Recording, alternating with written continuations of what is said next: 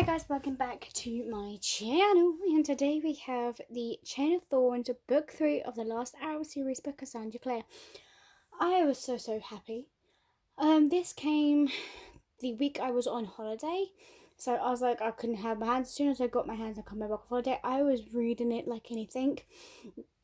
So I have kind of read it already. Well, of course I'm going to read it. I came on holiday. It did take, to be honest, I read this in 2 sittings. 2 sittings, guys. I was waiting to see what's going to happen next. Like, I cannot remember what happened in the last book, but that's because my mind doesn't always do the quick things.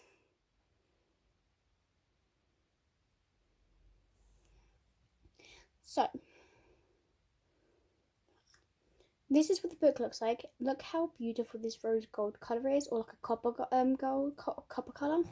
It's so beautiful. It matches all my other colours. It has this rose thorns on it, black edges, and then look at the end papers.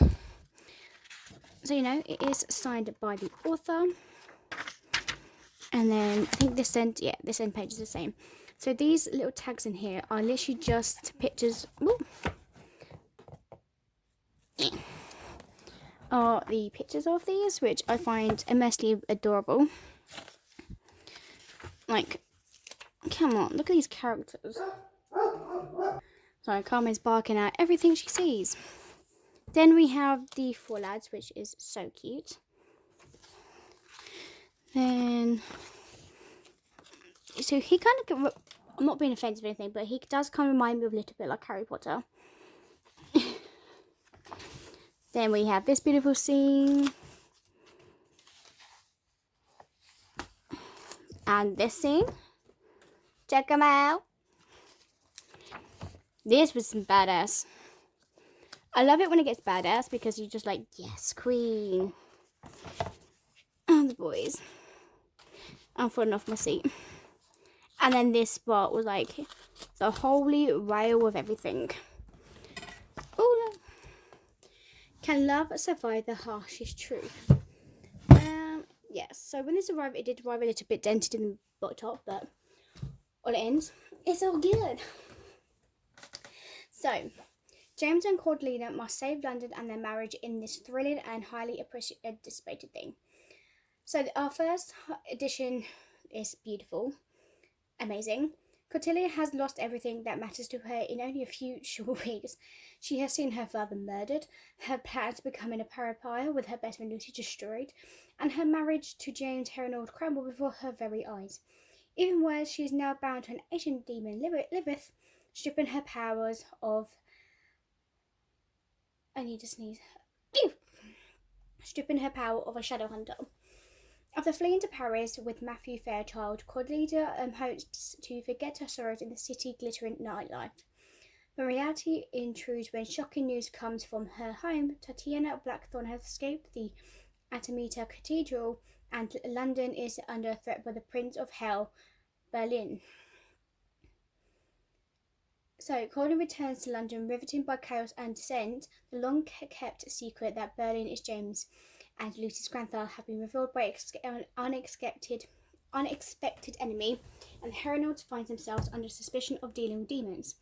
So Cordelia longs to protect James, but is torn between love for James she has long believed hopeless, and the responsibility of a new life with Matthew. Nor can her friends help. Ripped apart by their own secrets, they're destined to face what is coming alone. So for a short time, Bellis has planned... It's about to crash the shadow hunters of London with like a deadly wave. One that will separate Cordelia, Lucy and the merry thieves from very kind of any help. Left alone in shadowy London, they must fell Berlina's deadly army. If Cordelia and her friends are going to save their city and their families, they must have mastered their courage, swallow their pride, and trust one another again. For even if they fail, they will lose everything, even their souls. So the first thing that I learned was literally finishing this chunk of a book in 2 days, which I am very proud of myself. That had feat for me because I knew it took me a minimum to read the last book in 2 weeks. Literally. Chain of Thorns is an unputtable down, so interesting and compelling that I just had to keep reading between the ends with the little breaks in between. As the last book in the series, Chain of Thorns really put the meaning into the last hours. The book picks up immediately after the activities of Chain of Irons, and in the enemy involved the gang facing off their enemies.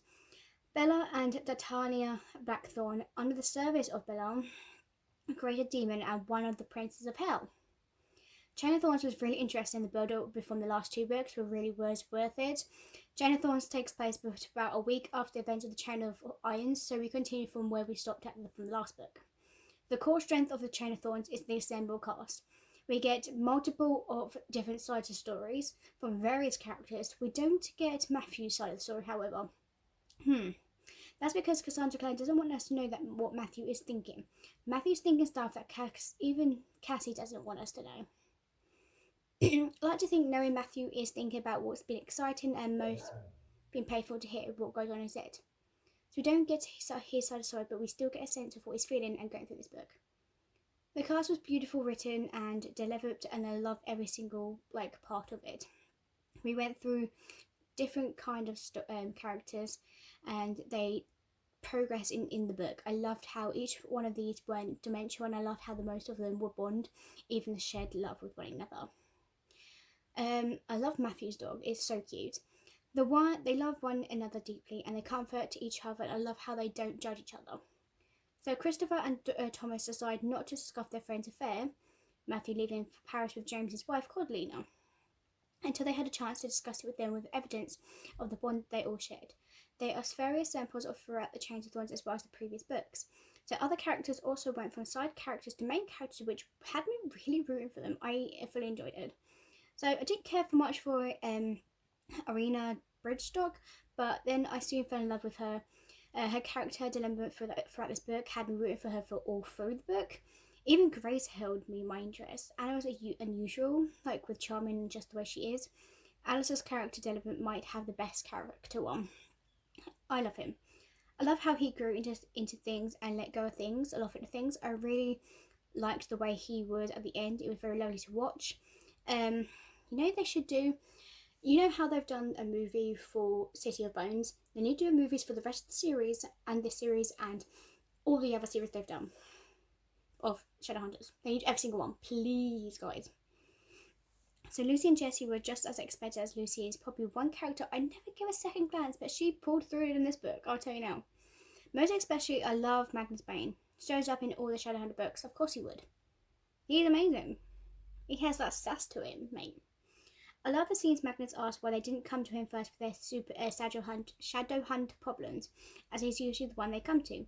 So this is the evidence of across all the books and timelines. It's a very nice formal fit, and the ending closes things up pretty well. So you see how the actions in the last hour, especially Change of Thorns, all led up to the series event that happens in the Dark Artifacts. Hello. This is a bit of a spoilers as well. One thing I was expecting was Christopher's death. I see how it made sense with having a delay in creating the fire notes and adding a bit of suspense to the book. However, Christopher was so kind and one of the loveliest characters in this book. He had a big heart, and he died saving Cordelia, and it hurt. I cried. We get the scenes where he dies, and a few pages later we get to see how he dies, and it hurts all over again. I'm not sure if I'm over this to be honest. It was just too much. James and Cordelia's love is strong enough to break a bracelet, and it was just too much. I wasn't sure about the love triangle at first, but we got this in the final device also with Will, Tess, and Jem. However, I prefer this love triangle in here. It is she's going around kissing these 2 boys, mate. Girl, what are you doing? But then I was like, oh, you know what? I'm here for it. You go for it, darling. But maybe even if you preferred it,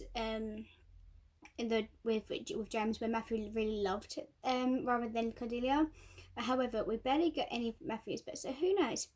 James was able to draw runes to save Matthew in Edom. Matthew is bisexual, is maybe part of the love he has for James, but might not be platonic.